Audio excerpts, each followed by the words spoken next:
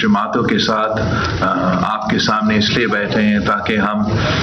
پاکستان کے عوام کو، پاکستان کے عدلیہ کو اور ہر شخص کو یہ پیغام پہنچا سکے کہ اس ملک کی جمہوری جماعتیں کا ایک ہی مطالبہ ہے اس وقت کہ ہمیں فل کورٹ بینچ چاہیے۔ یہ نہیں ہو سکتا کہ تین شخص اس ملک کی قسمت کا فیصلہ کریں۔ یہ نہیں ہو سکتا کہ صرف 3 شخص یہ فیصلہ کریں گے کہ یہ ملک جمہوری نظام کے مطابق چلے گا، الیکٹڈ نظام کے مطابق چلے گا یا سلیکٹڈ نظام کے مطابق چلے گا۔ یہ نہیں ہو سکتا کہ 3 شخص ہمارا آئین، پاکستان کا 1973 کا آئین ایک سٹروک آف دا پین سے تبدیل کر سکتے ہیں اور ہمیں 30 سال کا جد و جہد کرنا پڑتا ہے۔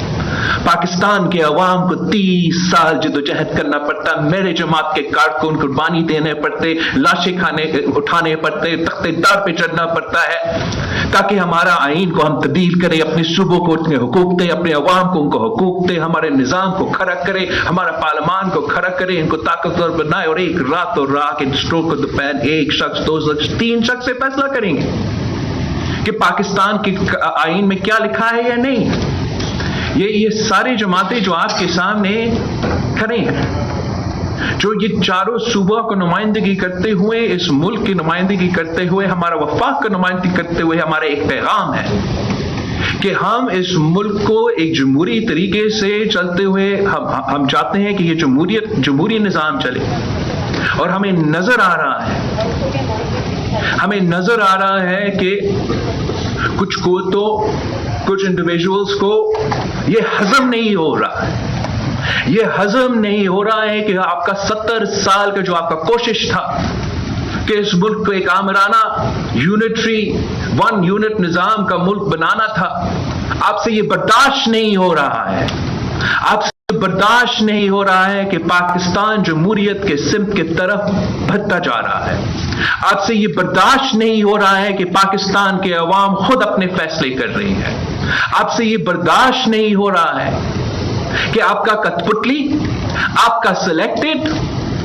کا جو 4 سال کا راج تھا، اس 4 سال میں پاکستان کی معیشت، پاکستان کی جمہوریت کو تباہ کر کے رکھا ہے۔ اور یہ پاکستان کے عوام کو معلوم ہے کہ اگر 4 سال میں خان صاحب نے ملک کی تاریخ میں سب سے زیادہ قرض اٹھایا، مطلب ہمارا 70 سال کا قرض ایک طرف اور خان کا 4 سال کا قرض ایک طرف، پورا معیشت کو دبا دیا، جو آئینی حقوق ہم نے صوبے کو دیے تھے وہ واپس طلب کرنے کی کوشش کر رہا تھا، وہ ایک آمر بن کے سارے اداروں کو اپنا ٹائیگر فورس میں تبدیل کر کے اس ملک پہ راج کرنا چاہ رہا تھا۔ تو یہ ساری جماعتیں مل کے ایک جمہوری جدوجہد کی، ہم نے ایک دن کے لیے بھی نہ وائلنس اپنایا، نہ کسی کو گالی دی، نہ کسی شہر کو جلایا۔ ہم نے 4 سال ان کی ظلم کے باوجود، جہاں مریم شریف صاحبہ کو جیل میں ڈالا گیا، جہاں فریال تالپور صاحبہ کو ہاسپٹل بیڈ سے، اسی اسلام آباد سے عید کی رات ہاسپٹل بیڈ سے گھسیٹ کے جیل میں لیا گیا، جب صدر زرداری کو جیل میں اپنا دوائیاں نہیں مل رہے تھے، تو یہی عدالتیں ہمارے کیسز نہیں سنتے۔ اور اب جب ہمارا جمہوری جدوجہد کے نتیجے میں ہمارے ادارے مجبور ہوئے، ہمارا اسٹیبلشمنٹ مجبور ہوا، ہمارے عدالتیں مجبور ہوئے کہ وہ کنٹروورشل، غیر آئینی، غیر جمہوری طریقہ کار سے آئینی انکنٹروورشل رول اپنانا پڑا۔ عوام کی جدوجہد کے نتیجے میں اور اس کٹپٹلی کا ناکامیوں کے نتیجے میں ہمارے ادارے کو مجبوراً ایک آئینی جمہوری ٹرانزیشن کو اپنانا پڑا، اور 3 مہینے ہوئے ہیں، اور کچھ قوتیں، کچھ لوگ، کچھ سیاسی جماعتیں، کچھ سازشی افراد سے یہ برداشت نہیں ہو رہے ہیں، تو خان صاحب کو سامنے رکھ کے اس ملک میں ایک مہم چلایا جا رہا ہے، اور یہ مہم اس ملک کی معاشی ترقی کے خلاف ایک سازش ہے، اس ملک کی جمہوری سفر کے خلاف ایک سازش ہے، اور ہم نے نہ ماضی میں کسی سازش کو کامیاب ہونے دیا، اور نہ ہی ہم آج کسی سازش کو کامیاب ہونے دیں گے۔ ہم چاہتے ہیں کہ ہمارے ادارے غیر متنازع رہے، ہم چاہتے ہیں کہ ہمارے ادارے کے ایک جمہوری اور آئینی طریقہ کار ہو، اور ہم سمجھتے ہیں کہ اگر ہم نے اپنا جمہوریت کو بچانا ہے، اپنے ادارے کو بچانا ہے، اور خاص طور پہ ہمارا عدلیہ کا عزت بھی بچانا ہے، تو پھر ہمارا آنریبل جج صاحبان کو آج جب اس ملک کے سارے جماعتیں آپ کی عدالت میں آ کے پٹیشنز ڈال رہے ہیں کہ ہمیں اس کیس کا فیصلہ ایک فل کورٹ بینچ سنائے، تو امید ہمارا یہ ہے کہ وہ سازشی ناشر کامیاب نہیں ہوں گے،